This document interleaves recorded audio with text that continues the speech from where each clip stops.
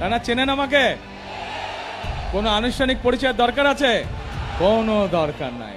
ত্রয়োদশ জাতীয় সংসদ নির্বাচনকে সামনে রেখে প্রচারণায় ভিন্ন কৌশল গ্রহণ করেছিলেন বিএনপির চেয়ারম্যান তারেক রহমান। প্রচলিত জনসভায় একতরফা বক্তৃতার পরিবর্তে তিনি সরাসরি কথোপকথনের মাধ্যমে ভোটারদের সঙ্গে যোগাযোগ স্থাপনের চেষ্টা করেছিলেন।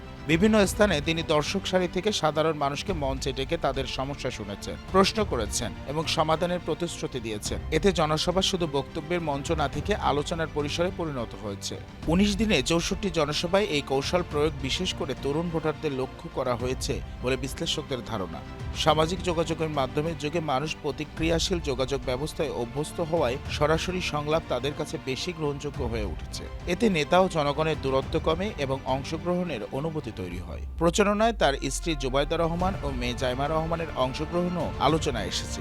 পরিবারকে পাশে রেখে নিজেকে ফ্যামিলি ম্যান হিসেবে উপস্থাপন করে মানবিক ও বিশ্বাসযোগ্য ভাবমূর্তি গড়ার চেষ্টা করেছেন তিনি। পাশাপাশি শান্তি, সহনশীলতা ও অতীতের ভুল থেকে শিক্ষা নেওয়ার বার্তা দিয়েছেন। সব মিলিয়ে এবারের নির্বাচন কেবল রাজনৈতিক প্রতিদ্বন্দ্বিতার লড়াই নয়, বরং একটি রাজনৈতিক যোগাযোগের ধরন পরিবর্তনের একটি পরীক্ষা। ভোটের ফলাফলই নির্ধারণ করবে সংলাপ ভিত্তিক প্রচারণা কতটা কার্যকর হয়েছে। সবার আগে কিভাবে বাংলাদেশ করব কাজ, শুনি না জোরে, গর্ব দেশ সবার আগে বাংলাদেশ।